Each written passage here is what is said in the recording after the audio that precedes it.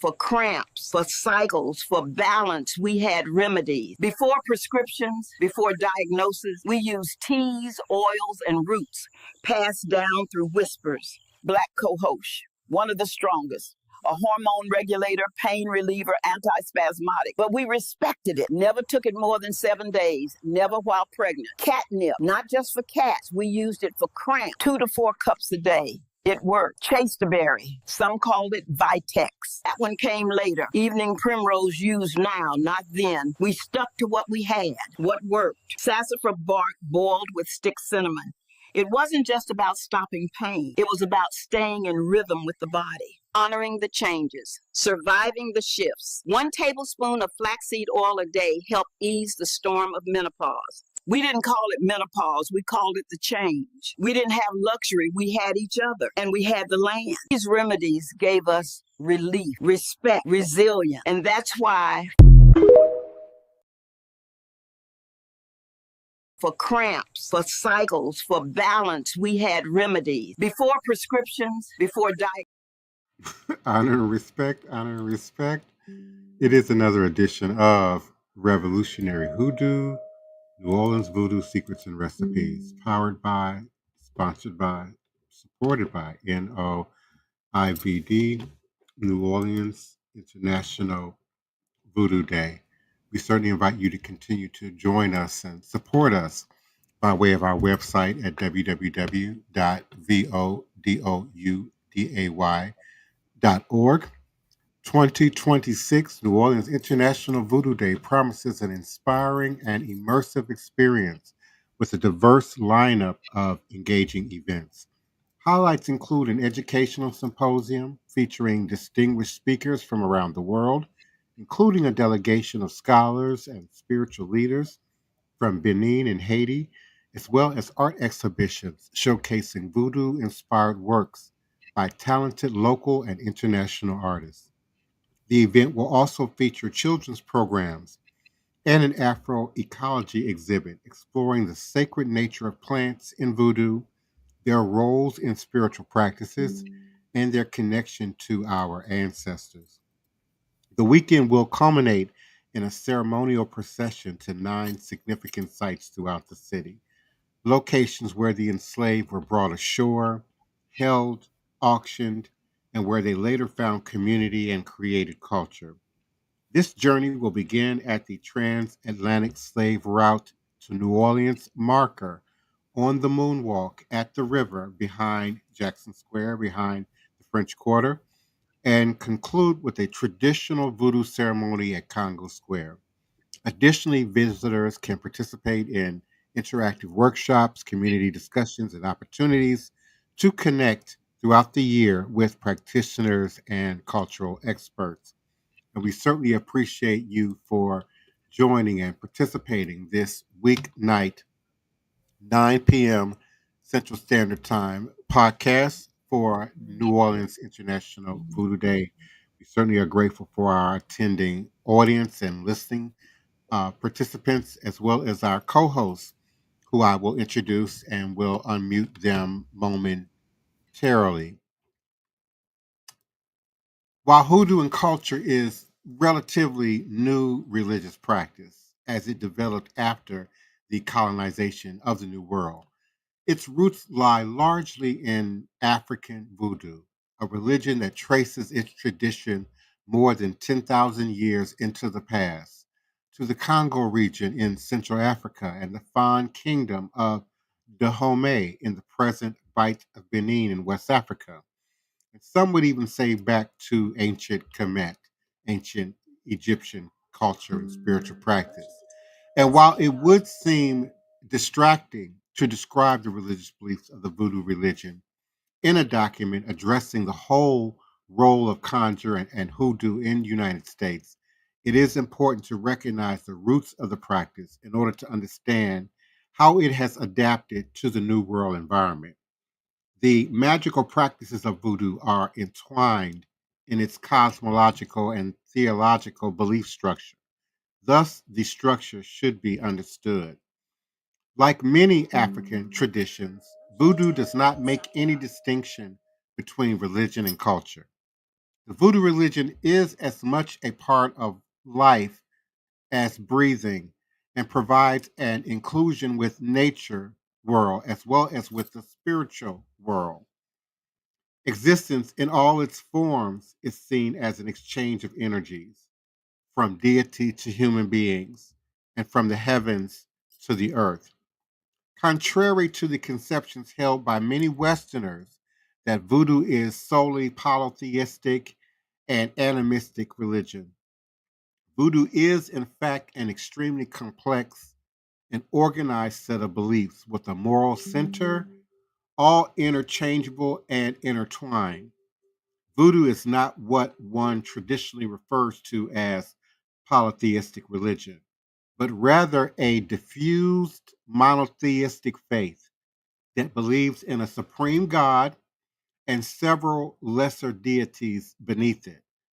The Fon people of Dahomey believe in a supreme God above all others, we know as Nana Baluku, who is male and female, transcendent, and the creator of all. Nana Baluku, however, is not the recipient of worship and veneration and is seen beyond the realm of human comprehension. Praise is given instead to the children of Nana Baluku, the twin deity Mawo Lisa. Mawo, the female half of the pair, was given dominion over the night and the moon and was believed to reside in the west. Lisa, the male half, was given power over the day and the sun and is believed to reside in the east. Maolisa provides the energy that is the essence of life for the human soul and all other forms of existence.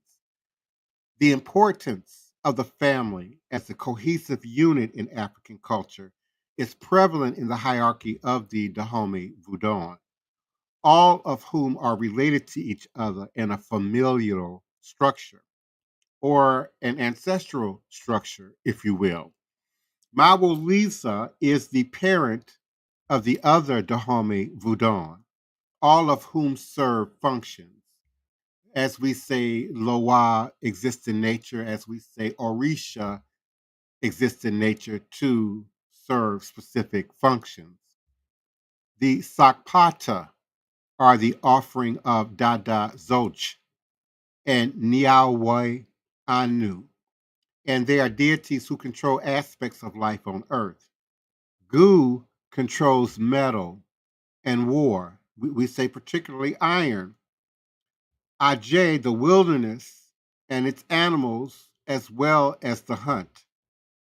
Dijo controls the space between the earth and the sky, the atmosphere, if you will, and human destiny.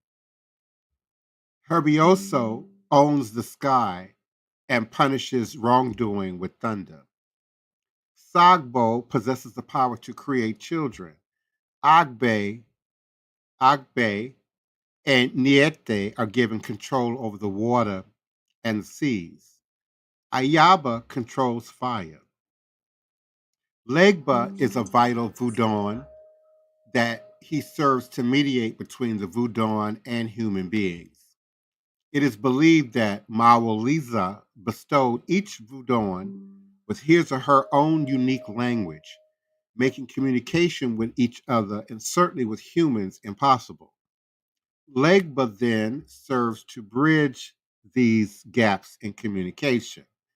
Legba is also seen as the force behind communication in Haitian voodoo, in Louisiana voodoo, and Eshu, we say, in Yoruba practice and tradition. Voodooists do not worship Legba directly. They simply pay respect to him in order to secure favor in his dealings with other deities. And unlike the other Voodoo, Legba has no dwelling of his own and is everywhere, serving as the middleman. Legba also serves to open the barriers between the earth and the heavens, which is why he's usually called upon in the beginning of voodoo ceremonies. The world view of voodoo is centered on the concept of the balance of energies. This is represented by Da Aido Wedo, the divine serpent who assists Nana Baluku in creation and exists coiled around the earth, shaping the globe and sustaining its balance. Da or Dan or Dambala, as we know it in Haitian voodoo, can be seen in the form of a rainbow. The human soul is understood as existing in three non divisible elements, all described by their actions during creation. Salido, or personality, is the portion of the divine that resides in the body. Samido, mind or instinct, and inhabits the body as it is molded and becomes the individual soul. And Samikokato, biological representation, seeks a body to guard during life. Ancestors are also held in high esteem in voodoo. It is believed that the dead provide protection and guidance to the living if they are properly venerated and respected. In our house, we teach that your ancestors are your front line of defense, where God, the goddess, speaks in a soft, still voice, requiring us to be still, to be quiet, to be meditative, to perform sometimes all sorts of ritual application and prayer. We still might not be still and quiet enough to hear the soft, still voice of God. But your ancestors who have had a human incarnation, which science now supports us in that ancestral memory survives in the blood, at least 11 generations, your ancestors are your front line of defense. The living are charged with the task of appropriately recognizing the authority of their ancestors. If an ancestor is not properly buried or given appropriate veneration by their living relatives, then it is believed that they may most certainly return to the earth and walk amongst the living. Many rituals are devoted to preventing the mixing of the world of the living and the dead. And as I begin to open the mics of my co hosts, greetings, Alexis Williams, greetings and salutations, Nita Lloyd, divine all blessed love and peace to you and yours, the goddess. Latiria Daniel, peace and love, family. Welcome back. Ray Alexander, thank you so much for joining us. And we have our co host, Queen Mother, Sister Toni Val Martinez. Greetings and salutations, beloved. Come on in. Hey, everyone out there in the listening area. Hey, Divine Prince, Elder Reggie. And I see we have someone Mhm. new in the on the panel. I We can't have really. my godchild as well as the one of the executive producers and directors of Respect the Voodoo, Tyson Allen Horn. He's also initiate in my house, well as an initiate in La Source, Peristyle, and Hum 4. And he is joining us, not so much for the first time, but the first time on panel. He usually I- be ghost in the chat. Well, Happy to be hello here. there. Glad to Hello, have you hello. on the panel. Man, when you was reading those names out, Prince, I was like, okay. They was all twisted up in my head. But as you was reading out the attributes of each one, my mind kept going back to Greek mythology and Roman mythology. And I was like, they stole our stuff. They stole all our stuff. They changed the name, but they stole all our stuff. And, claimed it, all our gods and stuff, and claimed it as their own. Hmm. I And was that's like, why I okay. often reinforce, forgive me for interrupting, Elder Reggie, Mhm. you certainly Hmm. know Haitian voodoo. It's in the very DNA memory that exists within your blood. Now, we sometimes have to be Hmm. reminded. We sometimes have to learn things and be instructed and mentored and trained. But the ancestral memory survives in the blood at least 11 generations. And it's why it's important that we continue to reinforce sort of this triangle of energy as well as ashe and information that's circulating between the West African coast as well as the mother continent and all of its magical force and powers to the so-called Americas, South America, Central America, to include Haiti, and now certainly North America, where we have kept the practice and the tradition alive. And I certainly know you seek to do a similar thing at the Shrine of the White Cloth. Mm-hmm. Yeah, I do. Thanks, Divine Prince. Good to see you, Brother Tyson, Sister Hey, Toni, and Joshua, and the collective audience in the chat. Yes, at the Shrine of the White Cloth, I'm trying to hit it from a three-tier perspective: African, ATR, the New Orleans Spiritual Church, and the ancestors. And what those three tiers have in common is spirit plus spirit possession. Can I read a paragraph on spirit possession and then I'll build a little bit more on it, Divine Prince? Please do, Dead, sir. mhm. Deity possession refer to the phenomenon where a human body is controlled by or influenced by a deity, spirit, or other ethereal beings. I call them otherworld beings.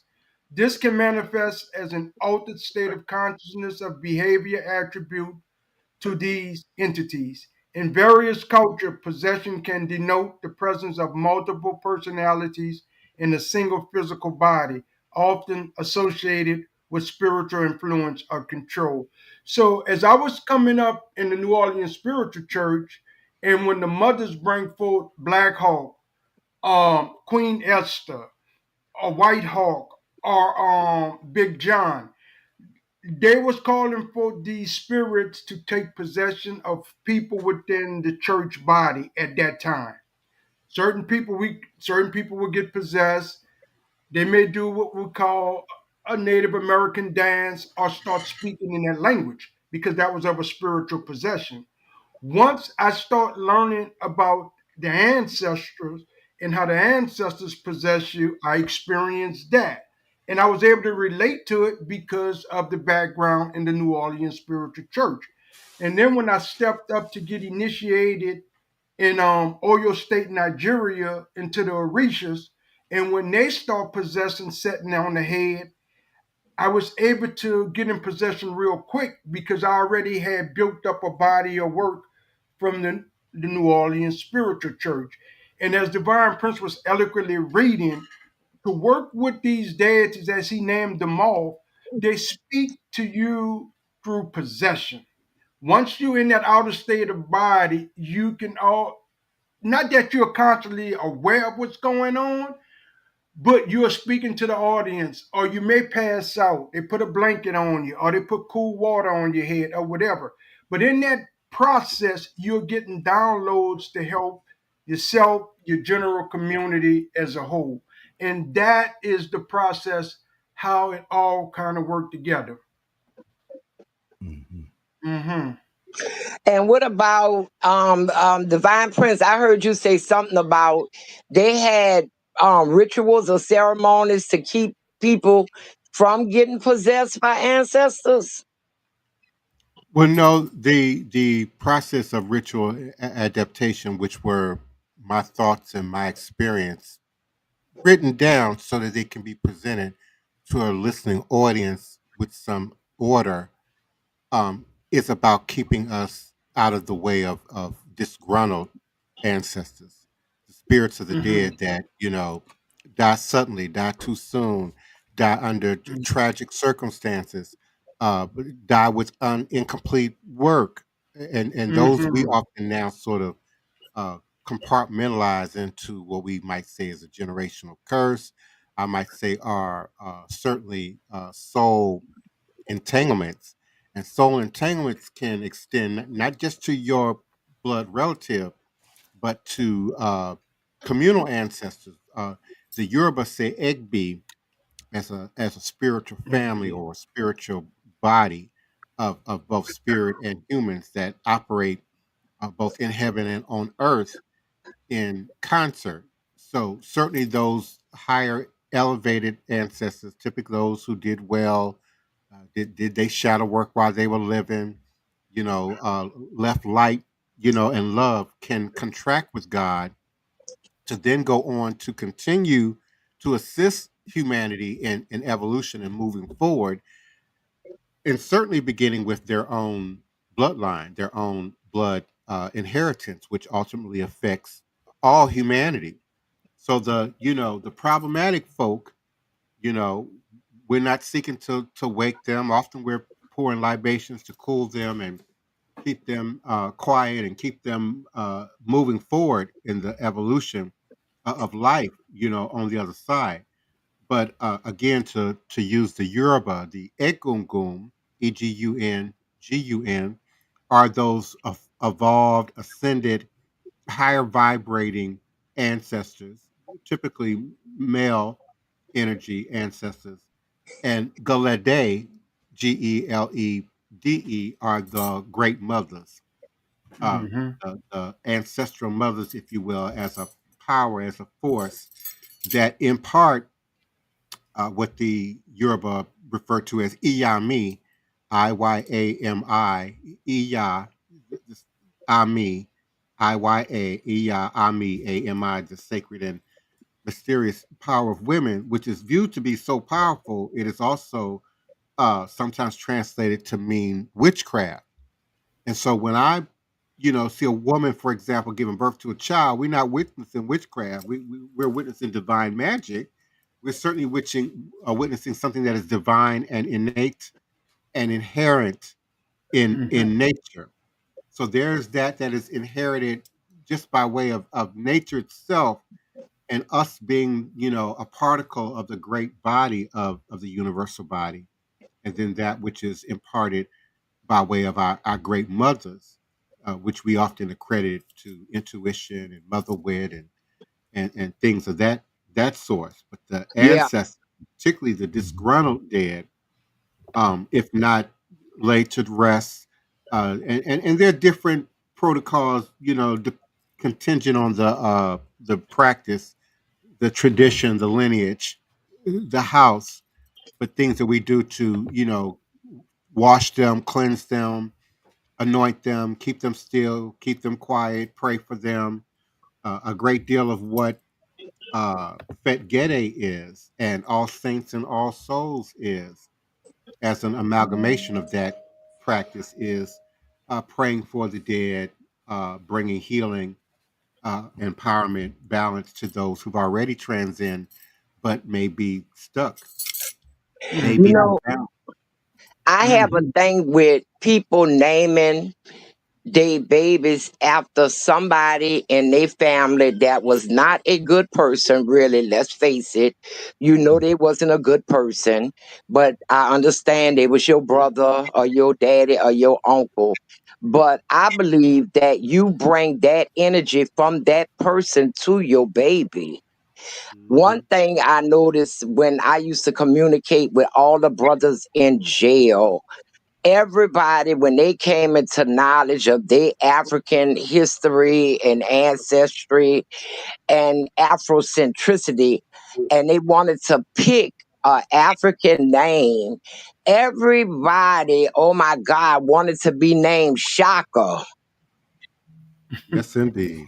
And I would have to tell them, no, you not a Shaka. Do you know what Shaka did? Do you know his personality? Have you read up on him intensely? He was not a good person. And you gonna bring that energy into this new world you're claiming.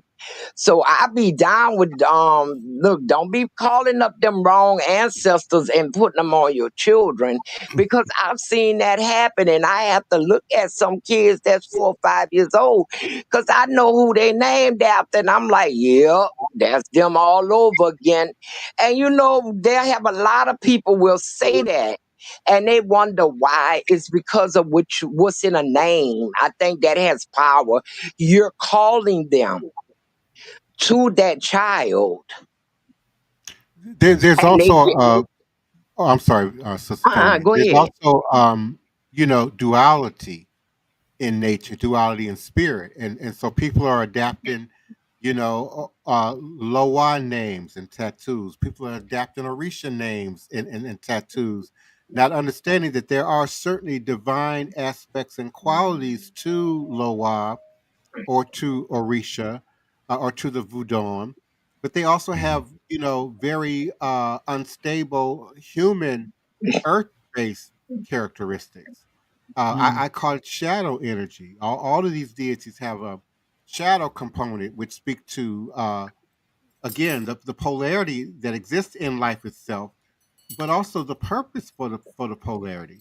We gain a lot of knowledge, a lot of wisdom, a lot of training, a lot of practice, a lot of correction, sometimes through chaos energy, going Mhm. through, the quote unquote the trial and the tribulation.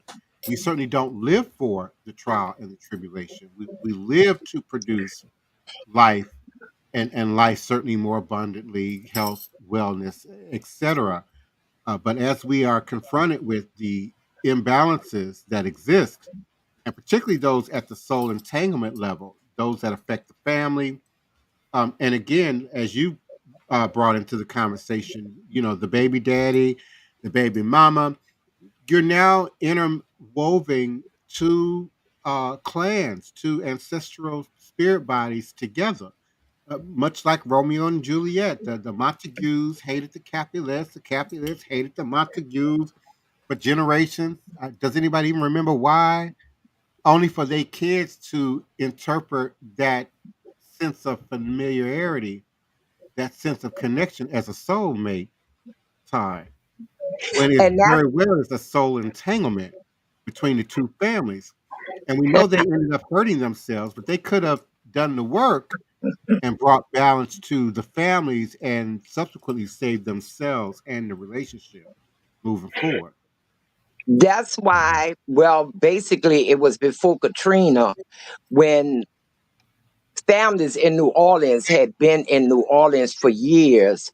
And when a girl start bringing the boys around, the first thing they get asked by the elders is who your people is. Mhm. Mhm. How, Elder Reggie?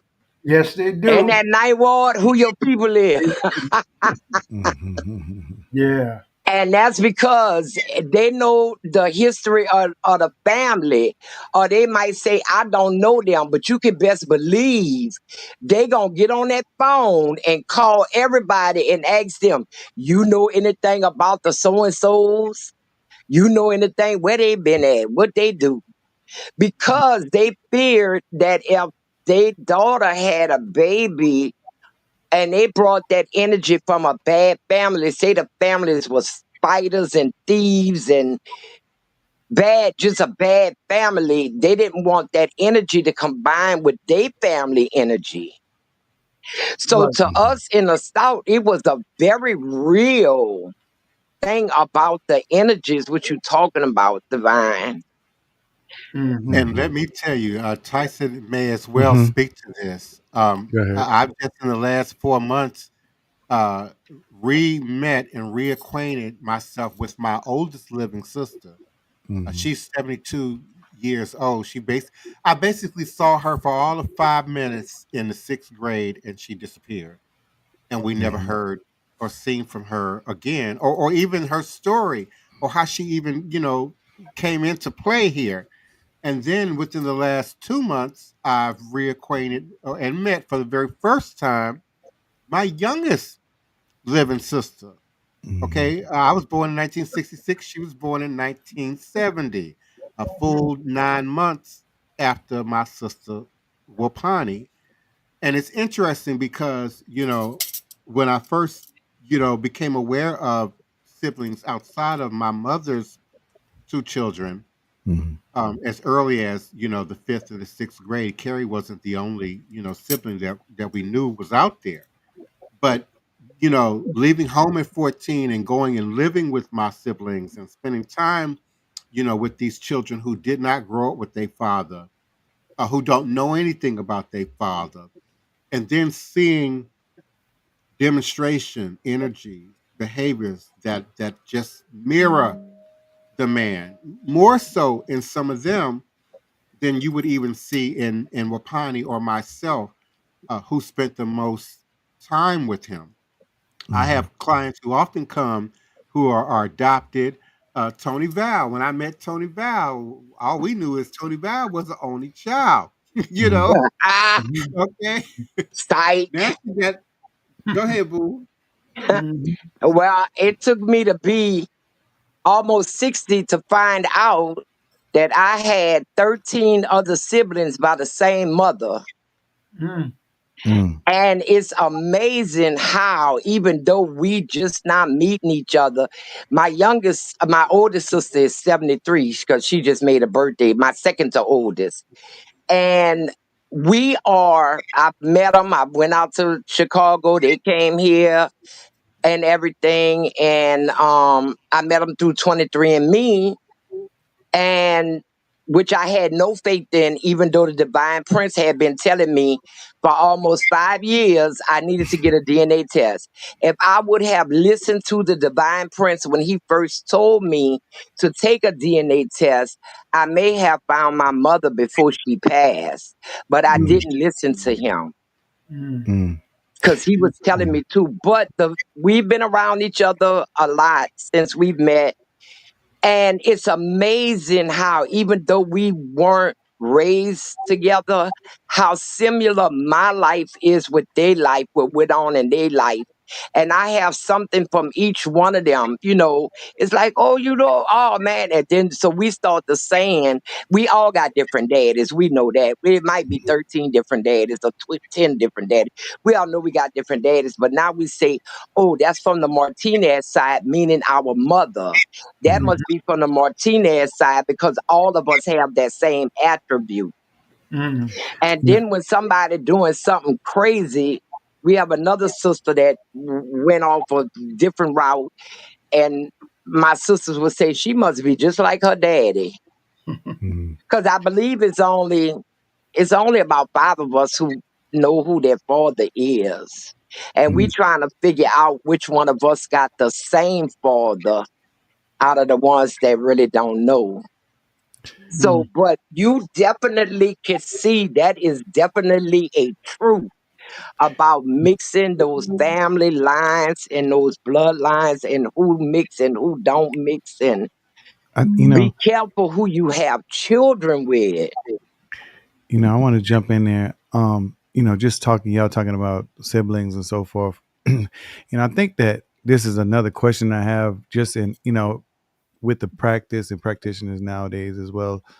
Just, I look to people like Ty and Elder Reggie, and I'm just getting to know you, Miss Martinez, and the culture bearers, they hold a lot of weight on their shoulders because they holding up tradition and holding up like history and stuff like that. And I think I think it's like a people thing where it's like we don't really talk about our past that much, or where we came from, or who we came from, and we kind of just keep things kept in the closet to some degree. Because even for me, my father passed away in 2014, I believe, and when he passed away, my younger brother at some point had a conversation with my father, and there's 3 brothers, and so the Horn brothers is 3 brothers that that we knew of. And so my dad told my brother at one point that he had another child out there, he just didn't know where he was. And so naturally we were like, man, stop lying, man, dad ain't got no other kids out there, you just making stuff up, right? And so he was like, nah, he told me one day, and we just put it, we left it alone. But then when he died, right before he died, my brother said he asked him, do you know where your son is, or how to find him? And then basically my dad is black, my mother was white, but he had an Italian girlfriend in high school. My dad was like a football player, like everybody knew him, and he was a big hot shot football player on campus in New Jersey. And so what happened is they took the woman and took her down to Florida to have the baby, and then brought the baby back. And so, in New Jersey at the time, the rule was you had to wait a year in order to adopt a baby. So they rushed it and, let him out for adoption like at 10 months instead of 12 months. So my dad never got a chance to meet his son. And then a few, not even that much longer, he met my mother and had me. Mm. So my whole life growing up, I had this estranged relationship with my dad because deep down inside, it's he had a whole nother child out there that he didn't know where he was and didn't know how to find him. It was, they kind of kept him hidden. And the whole time he was in New Jersey, but he was in the southern part of New Jersey, and we lived in Patterson and whatnot. And so, it's like had we known this about my father, had we known some of these things, maybe the relationship between he and I could have been a little stronger. Because it was always like, it's like, how can you be so happy with this child knowing you got another whole child out there you didn't even know about or you can't get in touch with? And especially how much my dad loved his kids and so forth. And so it's like a lot of times we keep things quiet and we don't talk about things because we just want to leave it alone. It'll go away. We just got to keep pushing and moving forward. But I think, what do y'all think about that when it comes to just speaking to just who your folks are? Because, I know you say in the wards, y'all like, well, who your people is. But it's like, do we even know who our people are sometimes? Yeah, if I could jump in with that, and it's just coming from some of the ATR teachings. They say that each baby that's born, they choose the family, they choose the actual situation that they're coming into in this realm. So with that being said, no matter how we look at it, I'm not disrespecting nobody, and then when you look at it, it might seem off kilter and stuff like that, Mm-hmm. but it's actually the child picking the situation because third dimension, this world is a classroom. And this is the experience they're coming to. So they pick the parent, they pick the father, they pick the mother, they pick the situation. Now that's just coming from the African traditional perspective. Not saying That's it's right right. or wrong, but that's kind of how it is.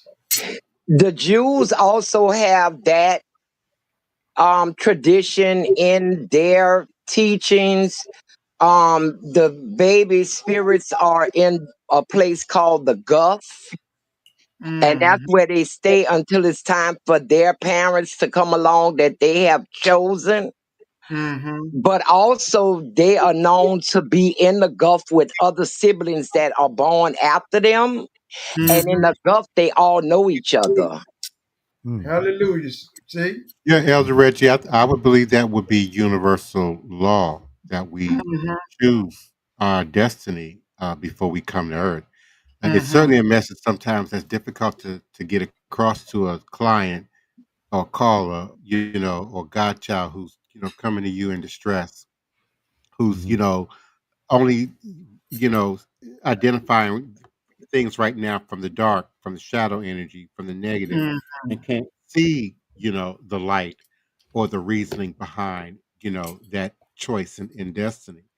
But it's something that I personally had to learn, the hard way, you know, Mm-hmm. going into my teens and my 20s, seeking to sort of run from my background, run from my father's, drama and dilemmas, and wanting to be quote unquote nothing like him, only to have some of my best qualities come through, that bloodline, as well as all of those skills and abilities that come through ancestors unknown. We have a greater group of unknown ancestors, to us. Yes, Just in thanks doing to of the slave various, trade. yeah, and just Hmm. in doing the DNA tests, I have over 350 sets of grandparents from now back to the mother continent. So there's a whole host more of Eguns and ancestors and Gede that are assisting us, that are moving us forward, that we don't know by name, which is why we acknowledge by, pouring libation and feeding ancestors known and unknown. Mm-hmm. Yes, man. Well said, Divine Prince, on that. And the other little tidbit I would add, as we live our lives and we see the ups and the downs and all the turnarounds, we just got to keep in mind that too shall pass because this is just a classroom, an experience. And sometimes some of the things that people you see people do in this realm Once they pass over to the other side, they are remorseful. And when they get a chance to reincarnate back, they normally don't repeat. They do a different experience. Mm-hmm. Yeah, Mm-hmm. I can see that. And then too, now we have the thing about the babies when they come back and we call them old souls, because these babies these days, people can laugh and joke about they've been here before and think it's funny, but I seriously watch children. I watch children growing, especially if they're around me, because I'm looking to see any characters that's not good, coming out, so I can nip it in the bud early. Mm-hmm. And literally, some of the things these 3 and 4 year olds say, I have to look at them like, what? Mm-hmm. I heard what they said. It's just they done threw me off because how you saying this? How you know this? Mm-hmm. Yeah, I have And a people 5-year-old. can say, well, they got TV and they got these, that, and the other thing. But before we had all of this stuff we have now, I watched children. I always had a lot of children around me because I had a lot of children, and I watched children. Mm-hmm. And some of Yeah. the stuff these little kids say, Mm-hmm. Yeah. I be like, where you come from? Mm-hmm.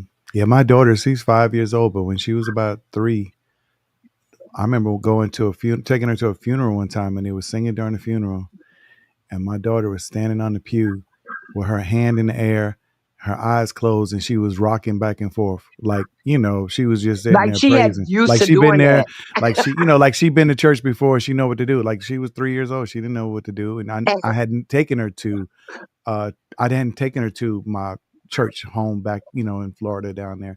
So it was something that she did innately. So I could see that what you're talking about there too. and my granddaughter, we don't really go to church. Her mama don't really go to church, but Mm-hmm. her grandfather on her father's side go to church. And the first time they brought her to church with them, she was basically just starting to walk, and she was standing on the chair, like so she could see above the people. And her grandmother filmed her because she did the same thing, Brother Horn. She Mm-hmm. had her hands up in the air like she was praising and rocking back and forth, and was even mumbling like she was singing a song. Mm-hmm. Mm-hmm. And the grandmother was doing a commentary like, where she get this from? Mm-hmm. It's Yeah. like the church. They've been to church before, Mm-hmm. you know. Oh yeah. Mm-hmm. So, but it's time to bring our services to an end. And I would like to close out with Elder Reggie closing us out Yeah. tonight. Mm-hmm. And this was very interesting. This is a conversation that I'm deeply into with the spirits and the people and what you call. And I really enjoyed this show. Yeah. Thanks for passing it on to me, Sister Toni. This was a very powerful show. It got a little tedious because people open up about personal things. Mm-hmm. And sometimes that is good because that's releasing Mm-hmm. and that help a healing process too. But as we continue to grow as a unit, as a family, and more things come out about each and one of us, and we embrace it and support each other in it, then we know we truly are amongst family. Mm-hmm. Because family is those that support you with your ups, your downs, and your turnarounds. But with that, I like to say it, a bigger family that we belongs to is the International New Orleans Voodoo Organization, as of others. Lest we forget, the spiritual medicine of voodoo brings healing and relief from the shackles of slavery that bind the master and the slave to the same chain of social division. With that, we are in this journey together, no matter your shade, your color, your ethnicity, your height, your weight, whatever.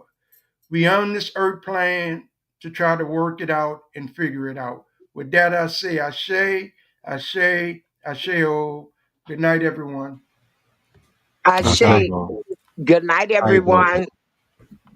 Good night. Mm-hmm. So, I've seen a few videos that states that FBA Foundation, the whole foundational Black American movement was created from white supremacy. And as a business major and a person in business, it makes sense to me when I put it in that context, and I'll explain why. Human capital. So let me just say, the first time I heard that term in a business class, it was a gut punch, because human capital, how is that any different than slavery? Words have power. Just going to let that one lie and sit there. But let's talk about this seriously. Right now in Africa and India and places like that, human capital is growing at an exponential rate. And we are aging out in the West. We're aging out. And this is one of the biggest reasons why there's no way on explaining why they would get rid of workers, why we're pushing out migrants, when they are key to us succeeding in so many businesses, i.e. farming, the hospitality industry, etc. Things that actually help America's wealth. It's when you think about it, you're wondering who's doing the math, right? Who's actually doing the math? Because right now, in order for us to compete with bricks, and we have to look at it as bricks, right? We have to gain human capital. Now, yeah, they're trying to get us to do this instead of speaking truthfully to us and say, hey, our human capital is reducing at such a high rate that we are now promoting trad wives, and we want the women in the kitchen because we need more bodies. We need more workers. But at the rate that human capital is growing in places like Africa and India, the speed at which we will need to do that to compete with them is beyond. So now they're trying to fast track bringing in AI. Everything makes sense when you look into it and you look at it with different eyes. I'm looking at this as a business major. They're trying to fast track AI because they know that at the rate BRICS is growing, even in so many different ways, because now they're taking all of their resources and they're putting it together to create a dollar, to create a coin, whatever you want to call it, however they're going to do that. And their human capital rate is growing. How do we compete with that? AI. Now, let's talk about why I brought in foundational Black Americans in this discussion. When a place or places start to grow economically, there's migration. So where would Black Americans migrate to if given a chance? Africa. If Africa is starting to grow economically, if Africa is becoming the next wealth,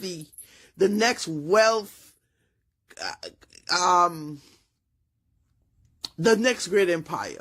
Better choice of words. The next great empire. And that's why sometimes I don't like to edit my stuff, because when you're thinking and speaking, it shows that you're actually doing the thinking and speaking.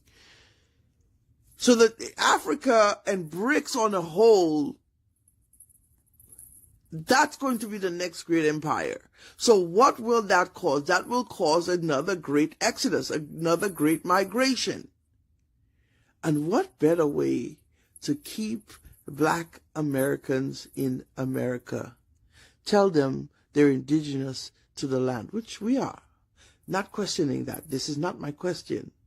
This is not why I am questioning this. This is not to question the fact that we belong or don't belong somewhere, because we belong everywhere. Let's just be clear. But if you over here fighting over the fact that you should be here, and you don't exodus, if you don't migrate out to build your wealth, and you stay here to continuously take the scraps that they're giving you, while believing that you being foundational Black American gives you some upper hand, right? And then you're telling people to go back where they belong, and you stay here. You take the scraps. You deal with all of this stuff just to give yourself a name, foundational Black Americans. Divide, conquer, control. What better way to keep you here? What is the better way to keep you here? Because you think they don't know you belong here? You think they don't know you're original? You think they don't know the Olmec heads, all of that? Do you think they don't know that? But feel it to you in a way where you start to hate your other brothers and sisters from the Caribbean, from Africa. Feel it to you in a way where you start to create your own little community, and you get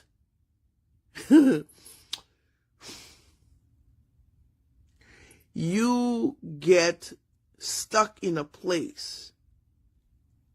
We were always nomads. Remember that. We never were meant to be in one place. We were always nomads. We always traveled. We always moved. We always built. We always created. We were always nomads. But now they're going to tie you to a place because they need you. They need you to be here. Because you are the foundation. You are right about that part.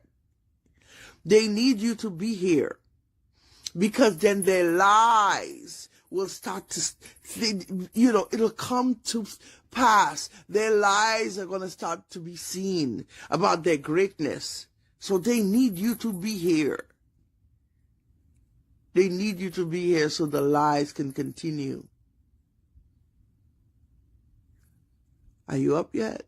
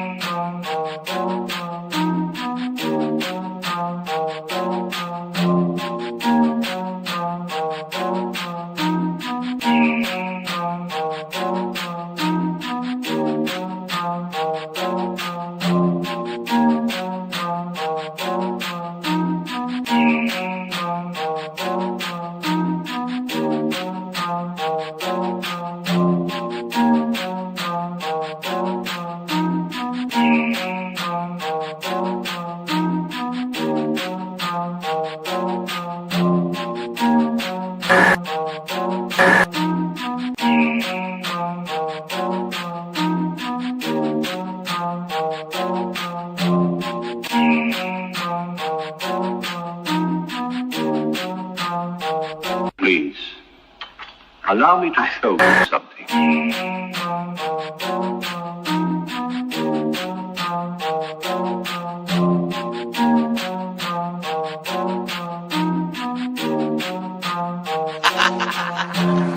They say I'm crazy, and that might be true. I got this right in my DNA, yet I'm coming for you. It's time we turn the tables, flip these motherfuckers on you. I wanna see you hanging from trees. It's time you pay for your dirt and your showtime.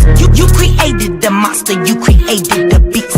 Now all this savagery you just gon' reap. I'm coming home, daddy, to the plantation, and I'm taking the lives of everybody, including the children, on some Nat Turner. Oh, do you hear that sound? sound? It's about to go down. Unleash the beast, we about to tear this motherfucker down. Do you hear that sound? It's about to go down. Unleash the beast, we about to tear this motherfucker down. I met my girl Harriet at the gate. If you wanna know how she doing, yeah, she's straight. But she had one question: when we gon' get up? All that talking tough, yeah, we don't walk it tough.